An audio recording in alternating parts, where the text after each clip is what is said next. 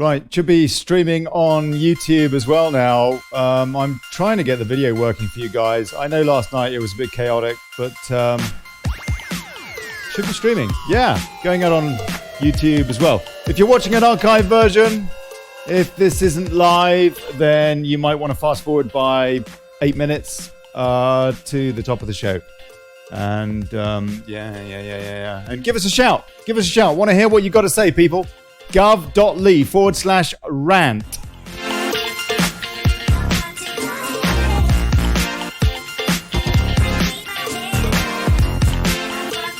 And that's on Discord, and there are instructions what you need to do to get Discord if you haven't got it yet. At the top of the spiel, yeah, at the top of the post, you can see all the details how to do that.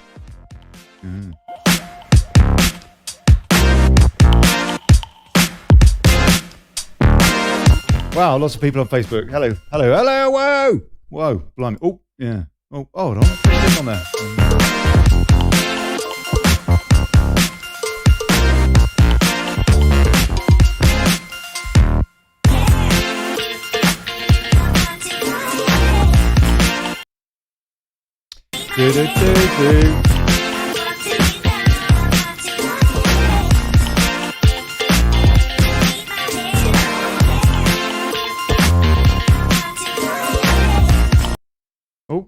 Oh, come on.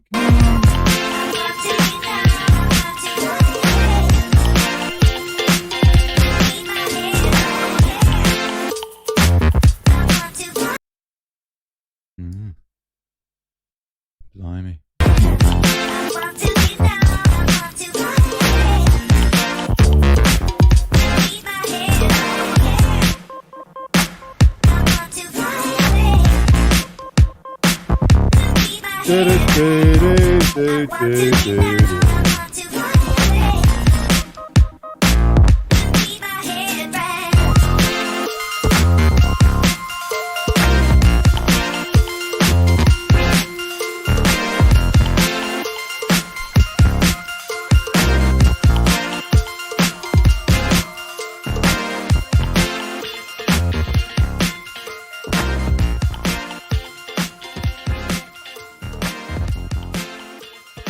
Coming up in about 5 minutes, people. Just sorting out the tech here.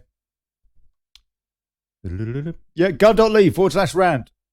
Yeah, give us a shout on Discord, folks. Want to hear a few views, please, from you.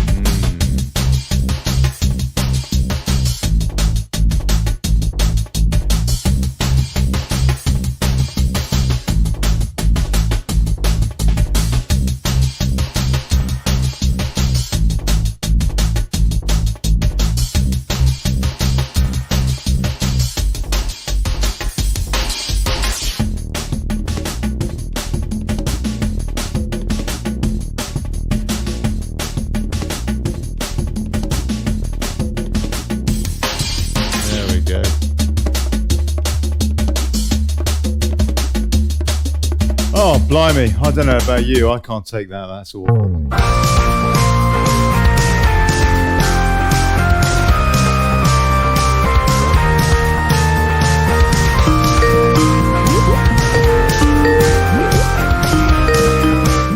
Hello, hold on, who's that? Yeah, who's that? Hello, hola, hello? Hi, it's Dave Simpson, it is.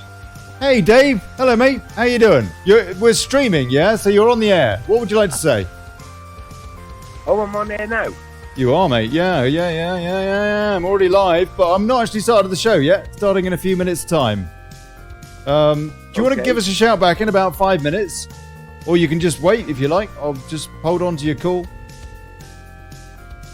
Yeah, well, if I phone you back in 5 when you go live, how do I come in? I can see. I can just talk. Dave. Struth, I've just remembered. We were going to do a show tonight, weren't we? Yeah, that's all right. It's no problem. Do you want me to phone in when you're live? I'll tell you what. You must excuse me. I do apologise. I completely forgot. Aye. Look, do us a favour and give us a bell back in just a few minutes' time, and we'll have a chat. And or I can put you on hold. Either way. Yeah. Well, you wanted to. What did you want to talk to me about? Just in general, or? Well, tonight it's a call-in, so people can talk about whatever they want. But I want to talk to you specifically about veterans. Yeah, guess what? I completely spaced it. We were going to do that show tonight. Chaos. Dave, look, I'll tell you what. Why don't we do this properly tomorrow? Are you around tomorrow for 7 o'clock? Yeah, no problem at all. I'll ring in a little while and see if I can get through. Beautiful. And I'll just say we'll do a show tomorrow, and just put across what I think what's been happening. Can I say about the yellow vest? Yeah. Absolutely. All right, brilliant. Well, look, we'll sort that out for tomorrow, and I promise you, I will be.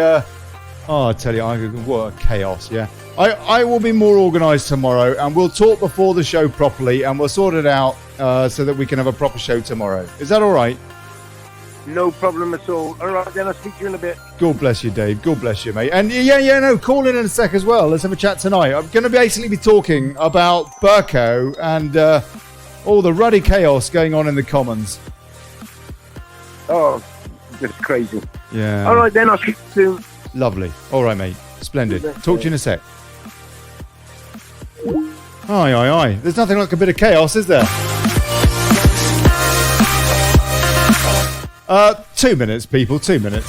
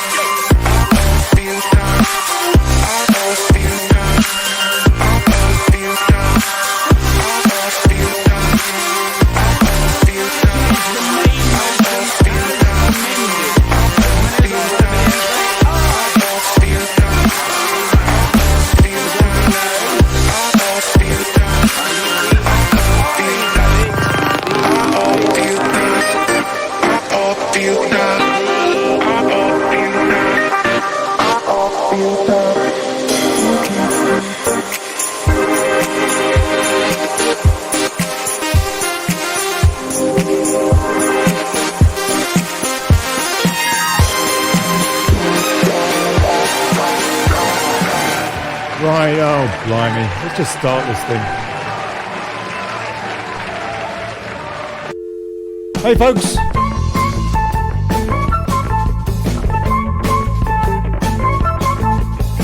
Oh, good evening, good people. Welcome to the Daily Chaos, Daily Brexit, I don't know, whatever. Blimey.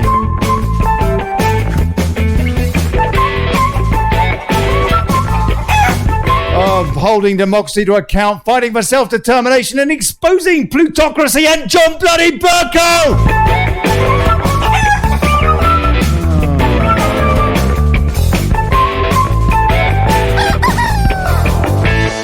And now, Discord. Call in on Discord. gov.ly/rant. We got Beverly here. Hey, Bev's here.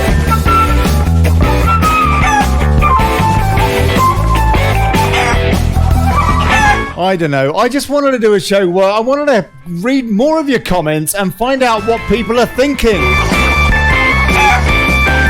And as you probably heard in the pre-stream to the show there, I cocked up. I was supposed to have a guest tonight. Bless him. He just called in. Oh, right. He's on tomorrow.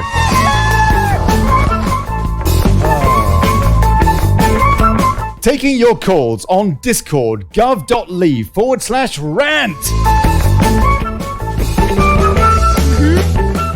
Hey, Beverly, can you hear me?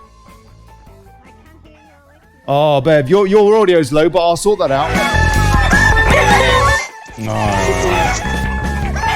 Thank you for supporting free speech. PayPal.me/Brexit. Hey, buy us a pint, please do. Then I can maybe sort out the tech. Please share the show, like the thing, get involved. Cheers. Yeah. There you go. Oh, yeah. All right. Okay. Look at that.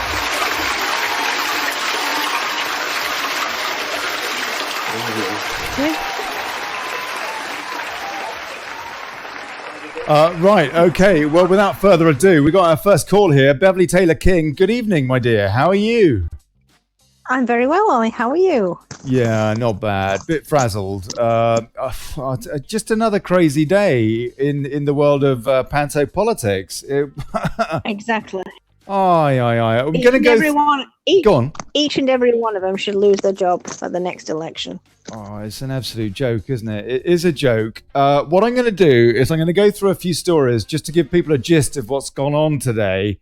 And then please interrupt me at will and tell me your thoughts.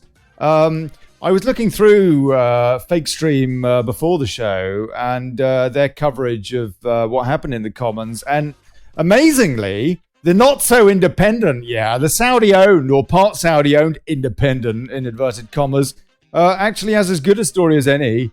Brexit vote. Live updates. MPs vote by 308 to 297 to defeat Theresa May and accept the Grieve Amendment.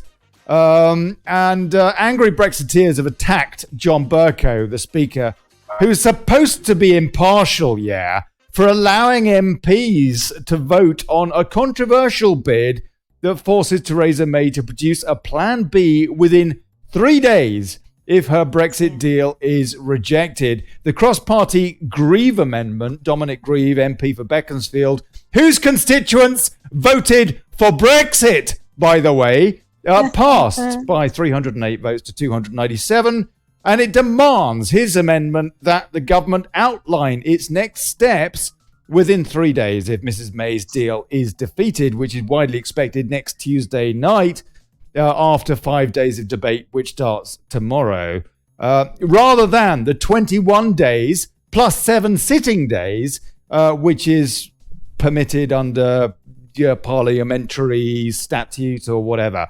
It follows an embarrassing defeat for the Prime Minister last night after her government became the first since 1978, according to Independent, to lose a vote on the finance bill, as MPs made a stand against a no-deal exit from the EU. And what that basically was remorons, people who do not accept that their constituents, 408 constituencies out of 650 voted to leave, in general election terms, in constituency type terms.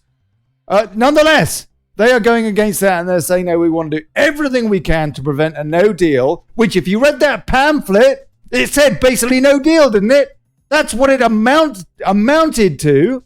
They want to stop that. And so the finance bill is basically their way of throwing their toys out the pram and saying, we're not putting up with this. We're going to basically make it as difficult as possible for there to be a no deal. In other words, they're kicking the country in the teeth just when in leaving the EU, we should be all pulling together for a quality Brexit where we can start trading on our terms and being a sovereign nation again, yeah? Beverly, what's your take on the overview of this, my dear? Oh God, where do you start? For start off, the 20 MPs, the 20 Conservative MPs who voted against the government, each and every one of them, I sincerely hope get their P45 the next time there's an election of any kind, whether it's local or general. So that's 20 Tory MPs you're talking about there that voted against 20 Tories, yes. Right, yeah. okay, yeah, okay, yeah. You think they should be deselected? Yes. Yeah, okay. In fact, they've been talking about Anna Serbury a lot, haven't they, and how she was harassed, etc. But her own constituents had a word with her regarding her going on, because the majority of them voted to leave. And That's they right. said they would deselect her. What was it in Broxtowe? Something like 70% voted to leave, as I understand it, in Broxtowe. Yeah, that's correct. And yet she is an ardent Remoron. Yeah, that's right. Where is the representation? Is there not a clause in MP kind of, the rule book that says you're supposed to represent your constituents? Clause 6 or something. I was listening to some of the time anyway, not all day obviously, but I was listening to LBC quite a lot. And Sheila Fogarty was speaking to somebody today, and she was actually saying, how do MPs stand? Should they vote the way their constituents voted, or should they, have the right to vote for what they believe in? Mm-hmm. And the guy answered her and said, who was some kind of past MP, I can't remember his name. And he actually said, it's very difficult, that one. And I thought, it's not difficult at all. If you've been put into the position of representing an area, then you represent the views of that area, not what you want. That's right. You're supposed to be a representative, a public servant, not a fascist, Anna Soubry. Yes. This is collusion between parliamentarians and big business, foreign oligarchs like George Soros, who are funding this vote leave. People's vote. People's vote. Yes. People's vote. We had a people's vote. People's vote. Yes, exactly.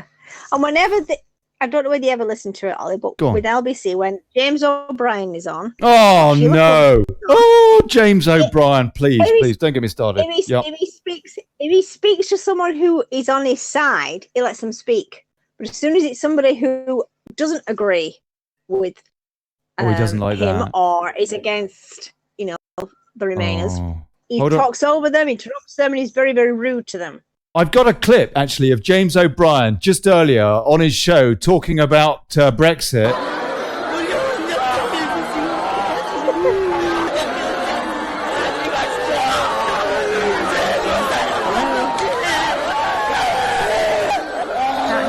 Oh, poor old James O'Brien, eh? Anyway, yes. He's written a book, apparently. Oh, yeah, I'm sure that's good. How to be right. Anybody that thinks that they are exclusively right in this world is a moron. That's why we have democracy, because we're none of us exclusively right. Bertrand Russell had it right. He said the problem with this world is it's full of people that think they're right, and only a few wise enough to realize that they probably aren't. And in my opinion, that's why we need democracy. But I don't trust my own opinions on everything at all. It's all way too confusing. But I'll tell you what I do trust. All in all, I trust that people between us can work it out, that we have to have consensus, and that people are just going completely against that. No, Beverly? It's not that they're going against it. I think people are so uptight and angry about the fact that the government and the politicians are doing precisely the opposite of what was voted for. Yeah. And I think that's why there's such a mess. It's not a mess in Parliament, it's a mess with the politicians doing precisely the opposite of what the people voted for. And they don't seem to accept it. It's as though they've got closed ears. I don't know. Oh, they do, absolutely. But also, they've been fed this, haven't they? They've been fed this by the media that is telling them how, it's fine to basically be an anti-democrat now. It's fine. It's great. Carry on. Let's scupper democracy. The media is imploring it. Look at the BBC saying elderly people, for example, they shouldn't be listened to anymore. They probably shouldn't even get the vote, is the inference that's coming out. Oh, absolutely. Having invested their entire lives in the country, instead of which 16 or 17-year-olds who've got no experience are being, they should have the vote. It's all going backward, isn't it? We've got Paul here. Paul, what would you like to say, sir? We're talking about this whole John Bercow thing. Before you answer that, let me just read something else. Let's see. I want to read this out because I want people to understand a little bit of the implications of what we saw from today. And again, I have to say, as much as I despise this rag, the Independent does have a pretty good write-up on the Grieve Amendment, what it could mean for Theresa May's Brexit plans, and a second referendum is their point, because as we know, they're campaigning to overthrow democracy. Tory MPs are furious that the Speaker has allowed the Commons challenge. As many as are that have been in say aye. Yeah, okay. Well, that's basically him just saying, yeah, that's what happened with the vote. Theresa May has suffered a humiliating blow to her Brexit plans after MPs ordered her to bring back a Plan B within 3 days as she loses a critical vote next week. John Bercow, the Speaker, allowed a vote on a controversial amendment tabled by ex-Attorney General Dominic Grieve. Hold on a sec. Is that? Yeah, no, it isn't the story I read before, but they obviously are copying a lot of it. Fair play to that. The row stems from a complex bit of parliamentary procedure. It's not complex at all, actually, which could have serious implications for the government. Here we explain why. What is the Grieve Amendment? MPs are about to begin a 5-day debate on the Brexit deal ahead of a critical vote on Miss May's plans on Tuesday. Yeah, that's Tuesday when the meaningful vote happens. The vote was due to be held in December, as we know, but the Prime Minister delayed the clash at the 11th hour in the face of certain defeat, as we know. The debate is now being rerun, beginning on Wednesday, tomorrow, and running through to Tuesday night, when the so-called meaningful vote will be held. Under current rules, if Miss May's deal is defeated in the Commons, the PM has 21 days plus 7 sitting days to return to the chamber and offer MPs an alternative or another vote. Well, that changed today. But Mr. Grieve, a leading Tory Brexit rebel, a remoron, tabled an amendment to the business motion, of which was last night. Yeah, that vote last night. Which basically is kind of like a semi-government shutdown to try and scupper no-deal Brexit, which would require Ms May to return within 3 days, as opposed to this 21 plus 7, yeah? Cross-party MPs backed the move, defeating the government by 308 votes to 297. So why are MPs so annoyed about it? They ask. Conservatives are furious that Mr Bercow accepted the Grieve Amendment, as parliamentary rules usually only allow a government minister to amend motions of this kind, i.e. an emergency, yeah. The Commons descended into chaos as Brexiteers accused the Speaker of being partisan and overruling long-held procedures. It's never happened before. He's making it up as he goes along.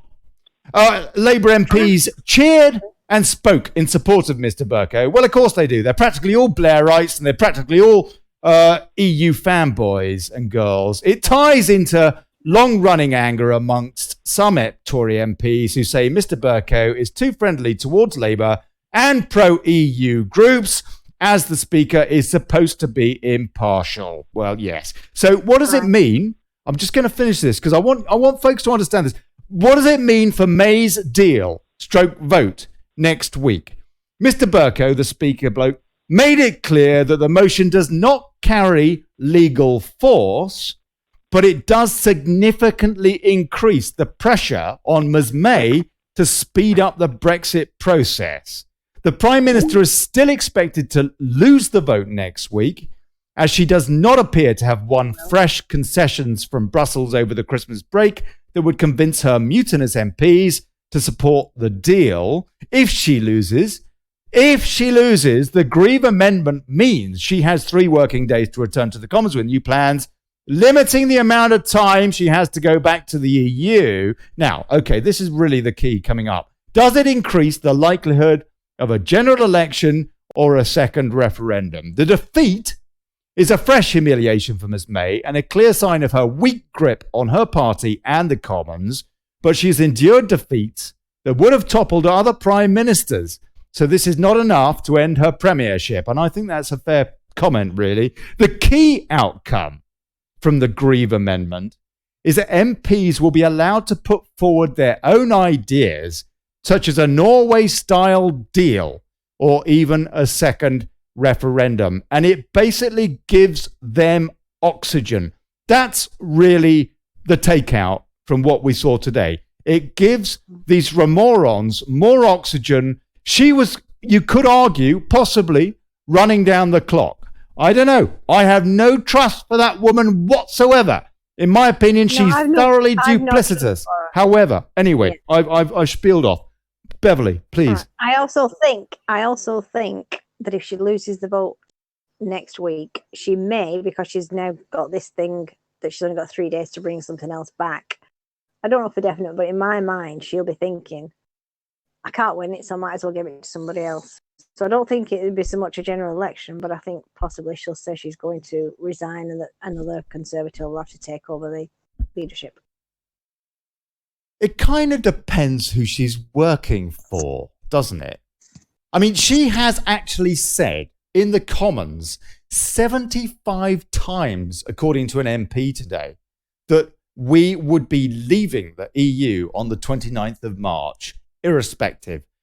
But that clearly is absolute bunk when you look at her deal, which is giving the EU a veto over that. It's absolute rubbish. And yet she said it 75 times. Yeah. That to me is duplicity. Beverly, please. Right. But if she is so convinced that that's going to be the case, then either she thinks that she's going to win this vote or she's quite happy to leave with no deal. Well, that would be wonderful. And if it transpires that she does, then I take back everything I have said against Theresa May. But has she ever in her entire ministerial career said anything that proved to be genuine?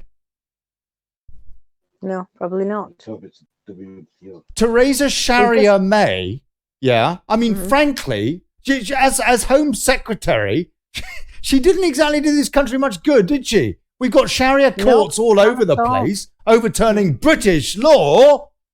I just find it quite incredible, and I find the idea of believing anything that she has to say remarkable. And I just wonder, she wasn't in the Commons to speak out against what the Speaker did, overarching his authority today, overextending his authority. The Prime Minister, you would think, in that situation, might have come in and said, "Hold on, what do you think you're doing?" Instead of which, I kind of wonder if she's part of this conspiracy. We heard from Ken Clarke in the Commons yesterday saying how he'd been playing chess with Dominic Grieve. This is the guy who was the steering committee member for the Bilderberg Group for years. One of the guys who was whipping folks in all those years back in the early 70s into getting them to support Ted Heath's treasonous policy to take us into the EEC. At that point, with no referendum. That came later. He admitted that he was plotting. He didn't say plotting, but he said that he was playing chess with Dominic Grieve, trying to work out what to do. And then we get this Grieve thing come up today, and Burko's in cahoots with it. Oh, that's all right, mate. Soon afterwards, Anna Soubry is tweeting on Twitter how wonderful it all is. All of the usual suspects seem to be conspiring, it seems to me. And I just find a lot of silence coming out of Downing Street here, Beverly. Well, they are silent because, as well, the only reason we were taken into the common market or whatever you want to say, is because Mr. Reith was blackmailed, wasn't he, due to his paedophile activities? Very possibly. Very possibly. Mm. Yeah. What was it? Chief Inspector Veal, the top cop in Wiltshire, said he was 120% certain that Ted Heath was a paedophile. We know from Tim Fortescue they know there are various Go on. politicians in the past that were involved with children. It's all covered up, but all these things that happen, majority of them happen because they're being blackmailed. On record. I played the clip last night, didn't I? Tim Fortescue saying how little boys, the MPs would come to us, it would be a scandal maybe involving little boys. And we would help them cover it up in exchange for them supporting government policy. The government that took us into the EEC. That's correct. And Ken Clark shared an office with Tim Fortescue. They never asked him about that. Oh, Dimblebottom never asked him about that on Question Time, did he? No, they wouldn't dare, would they? Because they'd know it to be absolutely, Unbelievable. Anyway, we have got Paul here. Paul, good evening, sir. What would you like to say? Good evening yourself. I've been trying to get connected for an hour here, it seems like. Oh, that's Don. That's Don Davidson, eh? Don from Ohio. That's Don from Ohio. Hello, sir. Now, I wanted to talk about old Trump. Wow. I'll tell you what. We should have someone like him here. Oh, what a geezer heart. Now, he's in a similar situation in the States with there's a government shutdown in its third week. Good. What do you think about? He's not courage of his convictions, hasn't he? What do you think about this standoff going on in the United States, Don, which now, as of last night and that vote, we could see in the UK as well, something similar. What do you think about the standoff, Don? I think it's balderdash. Okay. Listen, these people are coming through here with a bunch of diseases. To me, that's biological warfare. In our Constitution, it states that if you do anything to prevent anything from national security, that makes you a treason. So, and Chuck Schumer and Pelosi have both done that. So I think they ought to be arrested for treason. Really? Wow. I'll tell you what, there's a few folks that think that today about the Speaker of the House over here. You're saying the same about your Speaker over there, Nancy Pelosi. Yes. People want to say she's not my Speaker. Let me fair play. Let me get this right. Is it correct to say that this standoff is as a result of the President of the United States? He stood on a platform to build this wall, basically to do what the first duty of government, to protect its citizens, and the Democrats, they don't want that. And so they're basically holding the country to ransom, and certain government services are being withheld from American citizens as a result of that, in an attempt to thwart Donald Trump's the $5 billion that he wants as part of that spending plan. Is that essentially correct? Yes, essentially. They are stopping it because they want to add the $5.7 billion into anything for him to sign. But if they would only look at what she just did, she passed like $54 billion to help foreign countries, and that's there for them to pay for abortion as well. So where they're going to use American tax dollars to pay for abortions in other countries. Okay. No. All about the Democrat liberals here are just out of idiots. Well, we've got plenty of them over here too. Yeah. What do you think as a statesider looking in to what's going on with Brexit? What are your thoughts on what's going on over here with your cousins? I admire your patience, because we're here where we do have weaponry. If it went as far as the EU has gone over there, we would be at a physical confrontation with weapons. You know, our patience is not that strong. I have to I say, think a lot of people feel like that. I think a lot of people feel like that in this country, believe it or not. They just don't do it, but they do feel it like that. we've got James Gore popped in as well. James, can you hear us? Yes, I can. What are your thoughts about what you've seen going on in the Commons over today and over the course of the last 24 hours? It's only 2 parliamentary days into the year, isn't it? It feels like a month already. Yeah, it does, man. It does. Well, Anna Soubry's having a meltdown, isn't she? She's always having a meltdown. Yeah, She's a too. constant meltdown, that woman. Go on, James. Go on, mate. What are your thoughts about the Speaker's conduct today? Was he in the right? He's gone off, Ollie. I don't know. He's gone. Hold on. Let me see if I can pull him back. I'll tell you what. Yeah, I'll take a that's few. it. Yeah, there you go. Yeah. It always kicks me, man. I'm having technical issues, but Don't touch anything on Discord, and you maybe will stay here with us. So what are your thoughts about John Bercow and his conduct today? he's been lying from the word go, hasn't he? You know, do you remember he was sat in the House of Commons and he defended Jeremy Corbyn? That was funny. I said, Jeremy Corbyn did not say that about Theresa May. Theresa May, yeah, stupid woman. And anybody with a brain could see he'd said exactly what he'd said. That's right. He also's been accused of bullying female members of the House. Women, yeah. And then yesterday, truth is, so I'm losing. I had to have a lie down and have a kip before the show, because I was so tired just from reading the news. Just made me feel physically tired. It's just. Go on, Ollie. Okay. Look, I'm gonna change tack slightly from Bercow because I think we've got the gist of that one. And Don, I'm very, very pleased. I know you've been trying to get on the show for. But I had quite an extended summer break, as it turned out, didn't it? But before that, I know that you were trying to get on with old Discord, and it's lovely to hear your dulcets, mate.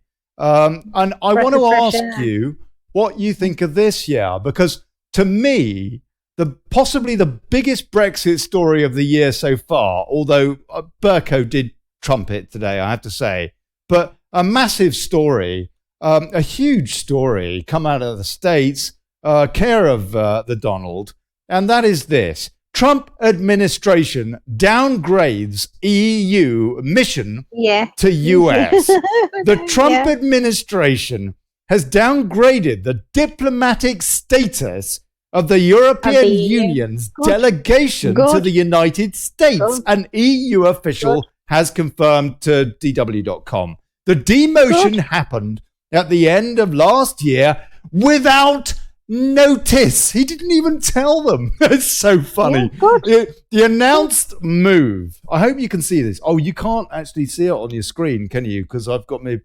Oh, never mind. The announced move by the US State Department, which has not previously been reported until yesterday, actually, downloaded the EU delegation's diplomatic status in Washington from member state to international organization. Now, what a snub! We don't exactly know when they did it, says this EU official, because they conveniently forgot to notify us. I can confirm that this has not been well received in Brussels, the person said, adding that the issue and an official EU response was still being discussed. They probably don't want to discuss it because they must be so embarrassed. Meanwhile, EU officials in Brussels said on Tuesday that, per protocol, the diplomatic rank of David O'Sullivan, the EU's ambassador to Washington, had been reinstated. Apparently they found out about this. The only way they found out about this, the EU, that they've been downloaded downgraded from nation state to international organization status was at George Herbert Walker Bush's funeral, when the EU wasn't invited.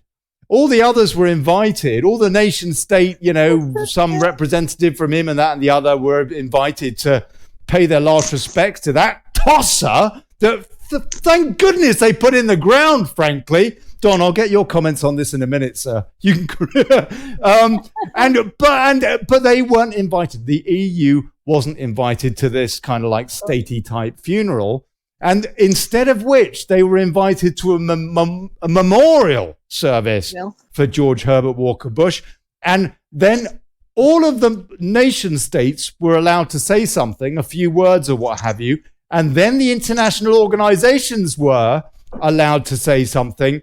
And the very, very last person to be called to be allowed to say something was the EU. And that is how they found out. And I have to say, class, Mr. President, class. God bless you. God damn it, I'd give you a hug. Don, what are your thoughts about Donald Trump's disrespect for the EU and the way that was dished out? Did you know about that story? I bet they haven't been running it on CNN. Well, actually, no, I didn't. But, I stopped watching television 10 years ago, except for like morning news or something sometimes. But if the president did snub someone there, it would only be the ones that are for remaining with the EU, which are people that want a one world order. That's and right. as long as he didn't diss the average public, and he was saying something just against those that are for the EU, then, I don't have a problem with it. But if he were... Can I ask a question? Go on, James. Have you read Silent Wars for Quiet Weapons? No. Give that a read, but carry on what you're saying. Whoever was speaking. Carry on, Don. I just wanted to... Carry on. Well, what's it called again, James? Silent Wars, Quiet Weapons. You can just Google it. Silent Wars, Quiet Weapons. Don? Yeah. You heard of that? No, I haven't. All right. We'll carry on. James is great at going off topic. That's one of the reasons we love him. James, God bless you, mate. Carry on, Don, please. Why? I won't remember where I was at. Talking about Mr. Trump being disrespectful to the EU, but why should he respect the EU, which is an unelected, corrupt organization? It's an your people over there. Hold on, James. Go on, Don. And the same with our liberal Democrats here. They're all pro one world order, and this is something the individuals and people should be fighting, because what we want is our sovereign countries and everything, right. so we can interact with one another on a sovereign basis, not with the rules and regulations that they want to shove down our throats. It's not complex, is it? African American video, he went viral and said, these immigrants. It was proper ace the way he said, try it. What's that? What's that, James? Video. It was viral or something. There was an African American. He was on about Germany, right? And he said, these immigrants going into Germany, raping women and stuff. And he goes, if they could have come and bring air, and he was going on about, do you know who our president is? And he was saying, try it, and he's like, it's like a Kentucky accent, but with like African American, try it. Dead passionate. Aye. Okay, let's take a few comments. David Laddie, thought you said wife John was thinking. I think that's within the comments there. Oh, good book that one, says Karen J. Leister. Hey, Karen. Silent War, Quiet Weapons. John Middleton is laughing. Probably at you, James. Paul Hart Silent weapons for quiet wars. And Kazi Mac, the EU is not a country. Never will be. But they do want to be, don't they? And old Merkin, Angela Merkel, she reckons that we all have to give up our sovereignty, that it's somehow racist.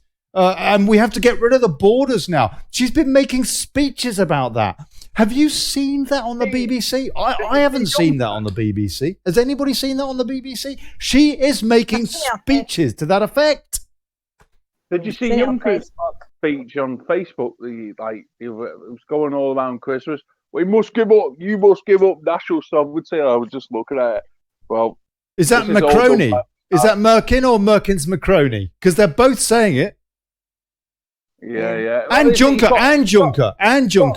who also he's got a big mullet and he's got big granddad bloody specs. And he shouts in there all the time. Probably gives it a mad one. And all countries must surrender their sovereignty. No. But they're trying to do that through birth certificates. Well, if you look at the Colonial Courts of Anglity Act, they've tricked people into slavery through the Sesquiv Trust, the colonial courts. Like, it tells you what a body corporate is, a person. It's mad what they've done. It's mad what they've done to you, and the police as well. They're military combatants as well, because they look like it. They do look like it. In France, they sure as hell look like it. Go on. Sorry, James. Again. They use something called dog Latin. Pretty much, you can see it everywhere. Dog Latin. Yeah, uppercase text. And do you know when they show you the badge? It's in that uppercase text. So you have a right to ask for their the warrant card. If they don't, you can actually I think you can nick them for impersonating a police officer. Really? If they don't offer their warrant card? Yeah, if they don't, they're impersonating a police officer. Yeah, because they're obliged to carry the thingy. Hang on, I've just got to answer my door. The thing is that they're looking increasingly like the Gestapo now. And actually, Beverly, I know you put there's a group for Daily Brexit now on Facebook, which you can please give ideas for the show and videos that you think should be shown and what have you. Beverly put one in there earlier, and I'll show it in a minute. I'll try and find it in a sec, showing the kind of police tactics that are being used in France, and it is frightening. I did a show on here about a couple of weeks ago, maybe 3 weeks ago now, Yellow Vests in Paris, called French Snipers, showing snipers apparently killing people in the crowd in the Champs-Élysées. That's where we are. Apparently, there's been 11 dead now in the Yellow Vests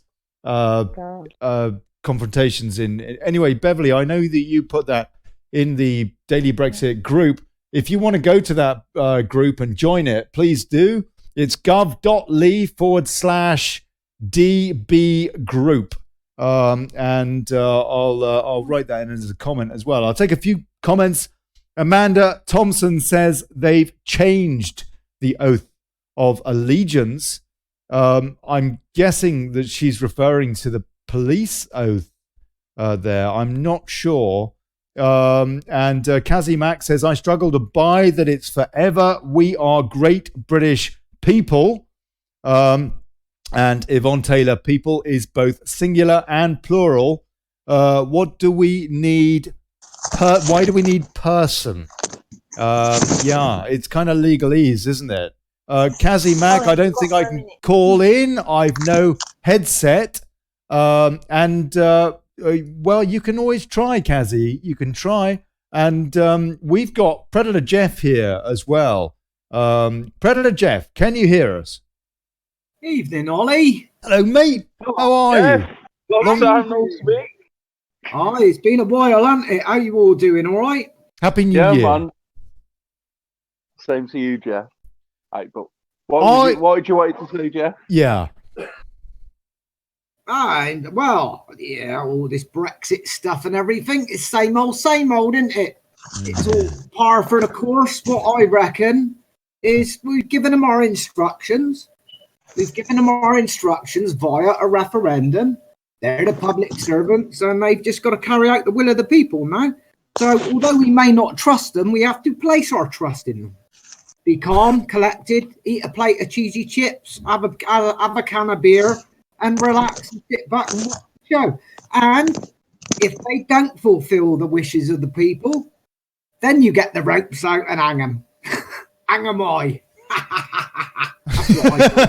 But the problem that we face, though, the problem we face is that we could get into a situation where we no longer have control of our armed forces under this PESCO plan. We are seeing other nation states have surrendered their armed forces to the EU now. And that is the plan. Again, Macron is saying that that's what everybody needs to be doing to pool their military capabilities and their nuclear capacity under the umbrella of the EU. Can you imagine someone like Juncker on the button? I mean, it just beggars belief, doesn't it? Not to mention all the expertise that we would just be throwing away to these unelected fascists, frankly. And our tradition and our national tradition. Go on, PJ. Predator Jeff, what would you say about that? Well, let's put it like this. They're supposed to be our public servants. We give them the instructions, we tell them what to do, and they implement it. We've done that via a referendum. So at the end of the day, if they go against the will of the people, they should stand by the people, because they've got to basically throw the government out if they've gone against the will of the people themselves. They should throw them out, toss them out on the scrappy. And if they don't, and if they stand in the way of us doing our job, which is to throw them out, then they become a target as well. Because at the end of the day, we've got to restore democracy. That's what this is all about. The whole thing is about democracy. And what they're trying to do is subvert the will of the people and destroy democracy. That's what the globalists want. They want to destroy democracy and return us to slavery. That's right. That's what it's all about. Yeah. It is very frightening. And Don, it's exactly the same stateside, isn't it? I mean, we do have remarkable parallels between our two nations, no?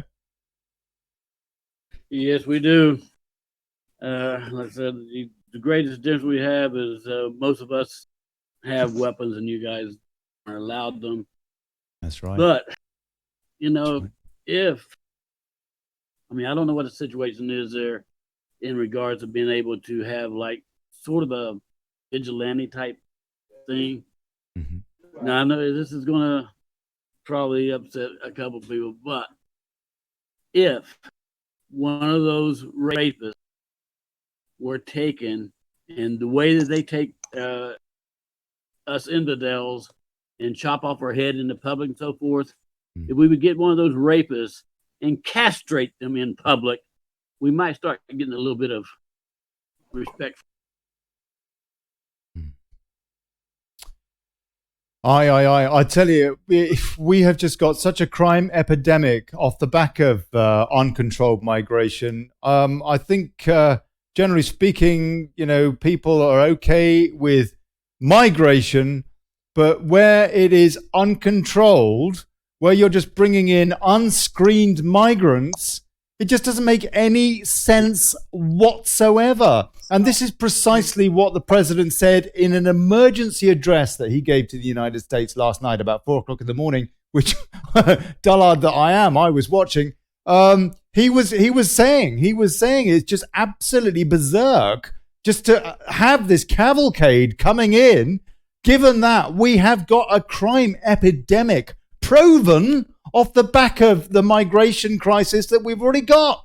We just can't have more of this. He said, my job, I was elected, I was put on this wall to protect the United States citizenry. And that's what I intend to do. And really, is there anything wrong with that? Is there anything wrong with that? We can, I hope, still be compassionate people for genuine refugees. But the truth is, at the moment, it's just completely out of control. It is out of hand. No, Don? But Ollie, even with so-called legal immigration, what each country needs to do before they can come into the country legally, they need to come in and go to a school and well, first they need to swear allegiance to the flag and the That's right. Constitution of the country that they Not go to in. Saudi Arabia, Wahhabists and Salafists. Yes, sorry, carry on. So with that, but even with the legals, if they aren't coming in and being trained before they do settle anywhere in society, that they are trained to do a job and make sure they all work, because there's so many of them believe in this dimitude, which, as they were going to live off our tax dollars, and how can any nation continue on the downward spiral of the type of national debt that we're incurring just because of this type of people? I mean, I don't even really care to have welfare for the people of my own country, my own citizens. Yeah. If there's a way that we can train them and get them to work, okay? Because all this free stuff is bullcrap. I got to work for mine. You got to work for yours. Yeah. Why should anybody be any different? Why should we hold them up higher than what we are? Yes. So, that's my point about immigration.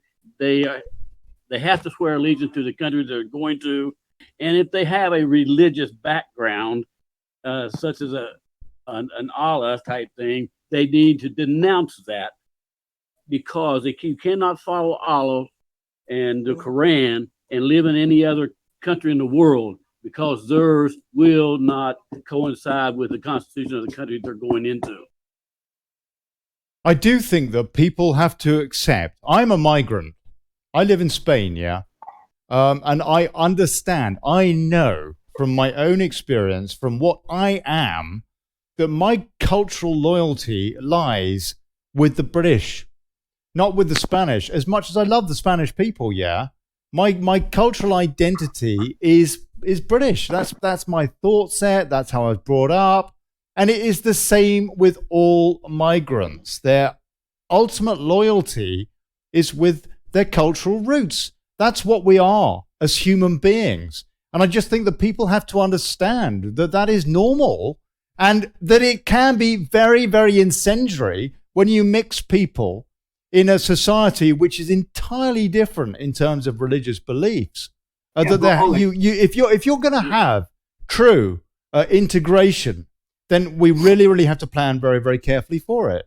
And people do. I don't know whether they should denounce their entire religion. But on the other hand, if it turns out that, for example, as the security services have said in the UK, we've got about 20,000 extremists with this kind of Islamist side of things, the extreme Muslims, that is a problem.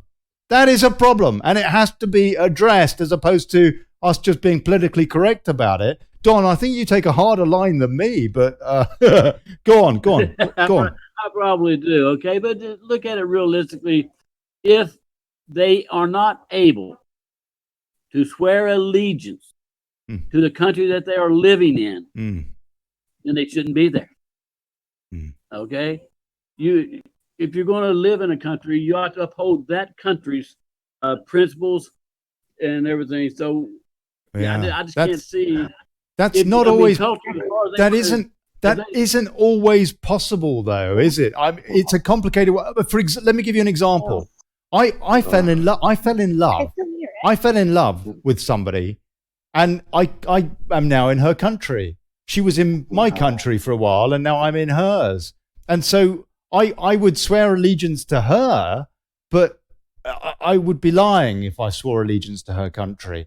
Particularly as her country, I don't vote here because I don't consider it to be my business to vote on Spanish affairs. In my opinion, it should be up to the Spanish to decide their own affairs and that I am effectively a guest.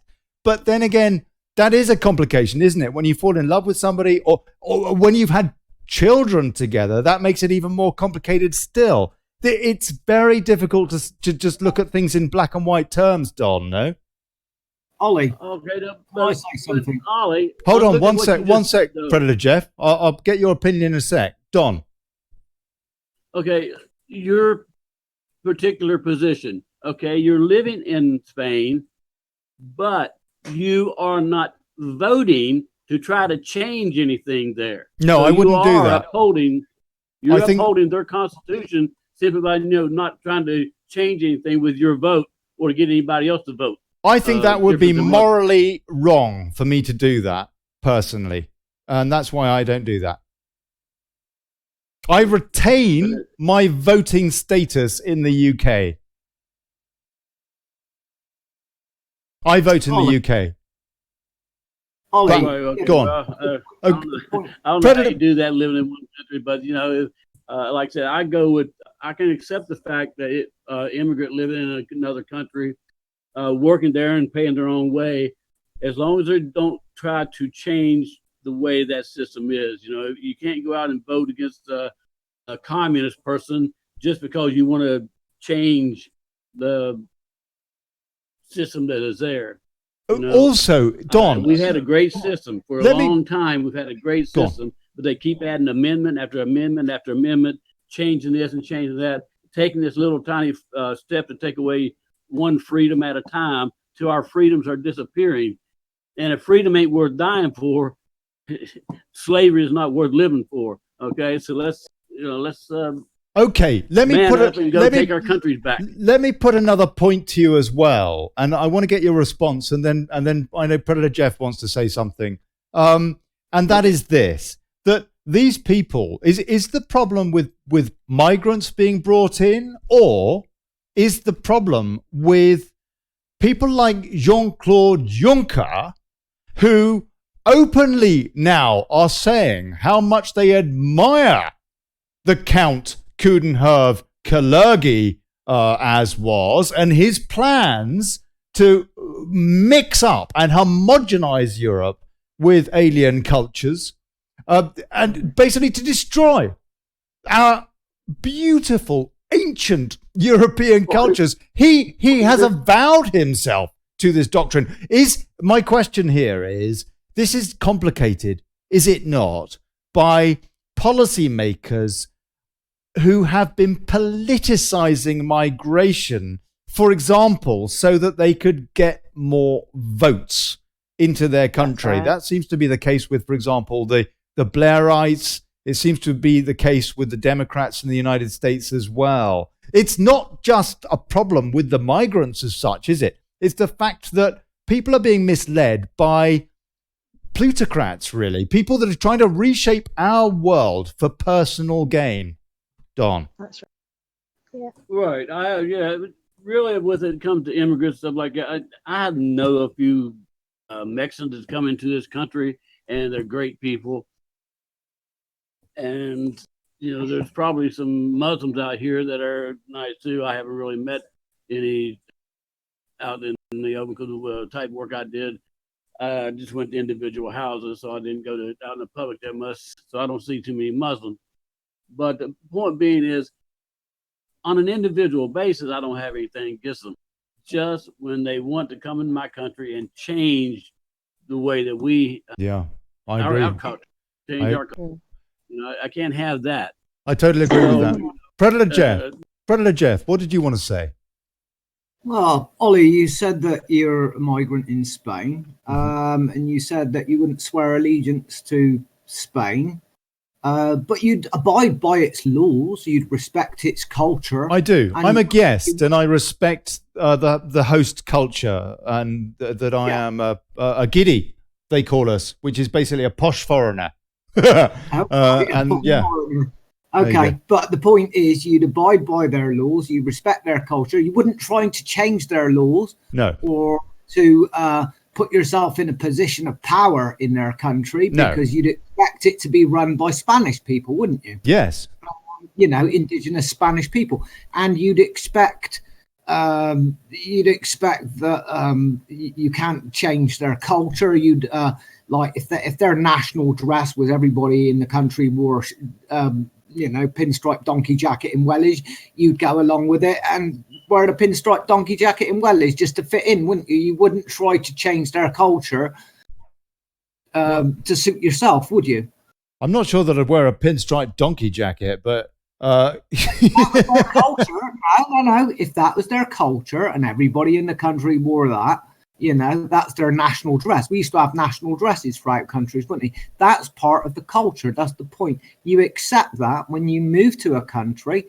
And the old saying is, when in Rome, do as the Romans do. I would actually go slightly further and say that, in my opinion, the Spanish should and everywhere should be much, much firmer with migration and have exams, for example, for you to have to speak the language.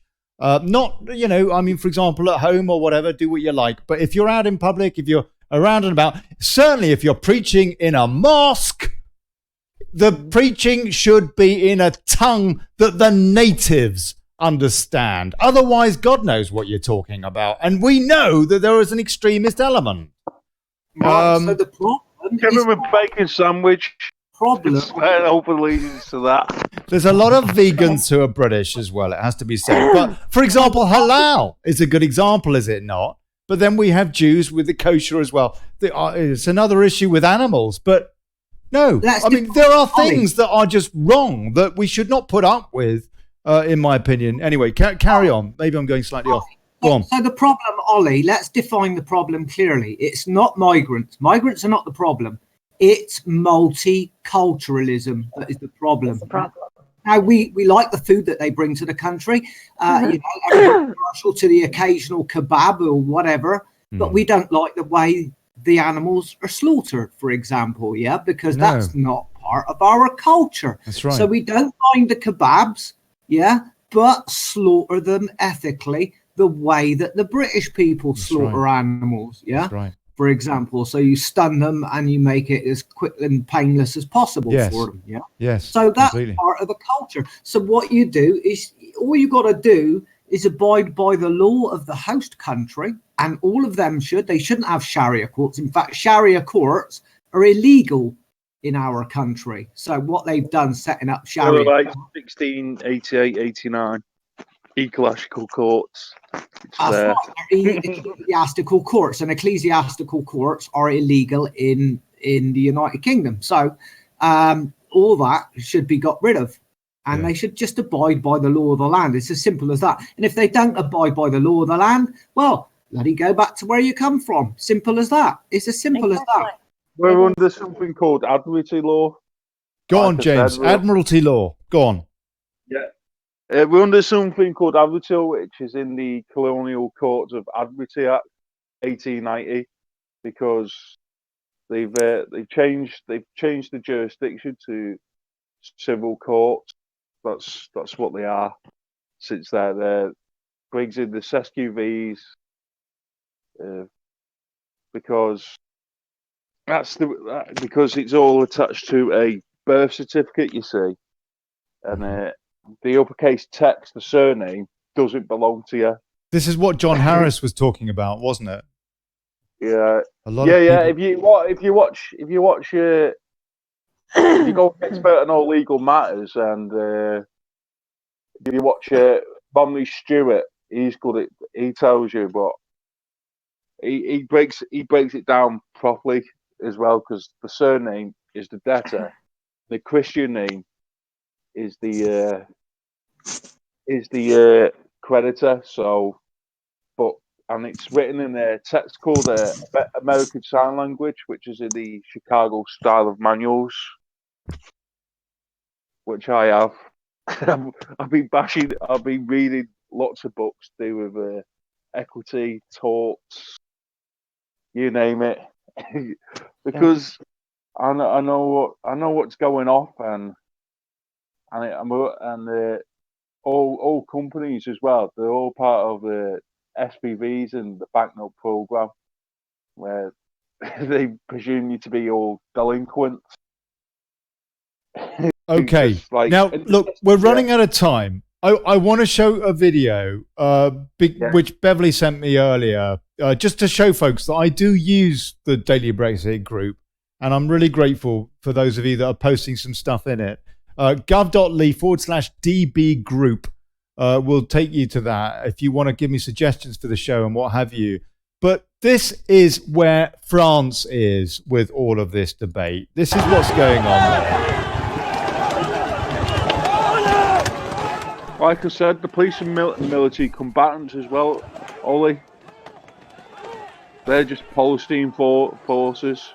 I'm just restarting the images for YouTube. I'm sorry, these are not pleasant images, yeah, but this is where we are with basically the doctrine that we're being given from the likes of Jean-Claude Juncker, who agrees with Coudenhove-Kalergi, and this is basically the Western world today, which is frightening so many people and annoying people like Don Davidson, bless him, stateside, who's with us here. And I want to read a few comments while we look at these images of Paris. This was this weekend, yeah. Yvonne Tierney, don't eat kebabs. Who said they could have Sharia courts? My Labour MP Rachel Reeves told me there were no Sharia courts in Britain. Well, your Labour MP Rachel Reeves is a liar. She's a liar. That's not correct. There's about 100, as I understand. A misrepresentation. John Middleton says John is the creditor. Middleton is the debtors. Thank you, John Middleton. Talking again about what John Harris was talking about. Debbie and our James Gore here. Debbie Shaw, hey Debbie, says try looking at all the products that have halal stamps on them, from bread and breakfast to the actual companies, all mass owned by one group. Helen Lasky-Smith, hey Helen, says, what about looking at the bigger picture when in Rome, etc., our country, our traditions, etc. And Paul Hart says, I've stopped eating pork. Couldn't believe how much was in my diet. I'll tell you what, here in Spain, it's impossible not to eat pork. If you don't like pork, you starve. Thomas White, it seems to get justice against members of government parliament is a long, hard road to travel on. They seem to have trapdoors in place to stop them being charged. I cannot name names, but a little homework will give you the answer. All defense secretaries since 1972 and all living PMs since 1972. So quite a few. Kenneth Noel Gabriel Curran. Hey, Kenneth. And Sharia law? Thieves in the UK Parliament invite non-Christians and Sharia law, fiddling with children, fiddling the books. And I'm afraid there's way too much of that. And we do, it would be nice to be able to have a decent debate, to have a balanced debate about it. And on the telly, we hear absolutely nothing. And then when we debate it on a show like this, they call us a bunch of racists or what have you. And it is just not fair.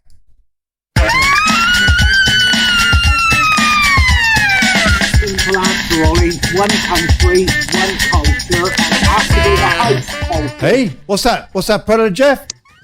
I said simple answer. One country, one culture, and it has to be the host culture.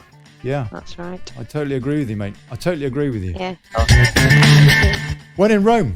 Aye. You've been tuning in to the Daily Brexit. I urge people to go read Silent Wars for Quiet Weapons, because I had a look at it last night, and it pretty much explains what's going on today. It really does. It puts it into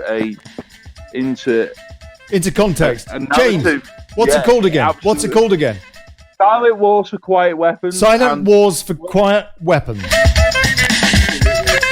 I want to say a big cheers. Big cheers. James Gore, God bless you, mate. Beverly Taylor King, thank you.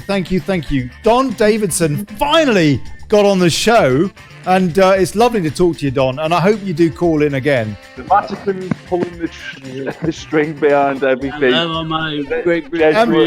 And Predator Jeff too. Thank you. It's impossible to do an outro with James Gore in the comments. Isn't it?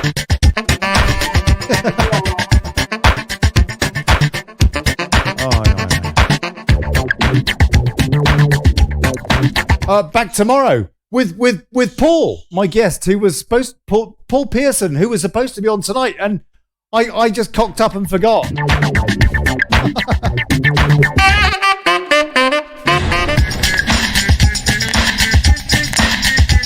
So anyway, yeah. Tomorrow, looking at actually very much a similar case is we are spending all of our money, apparently, all of our welfare on folks that have never done really anything for the UK, and our veterans a lot of them are homeless. And he is an activist trying to bring some awareness to this problem.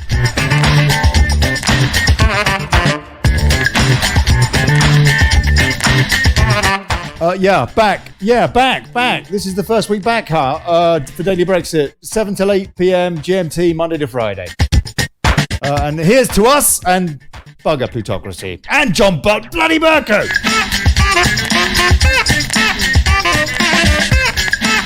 Unbelievable. Been banned from Facebook. Go on, James. Yeah. Hey? I've been banned from Facebook. Surely not. Yeah, I've always banned me. Right. Oh, that's it. I've overrun. That must be a hint. God bless you. Ciao. Okay, take care. Thank you, Beverly. Thank you. All right, love. Take care.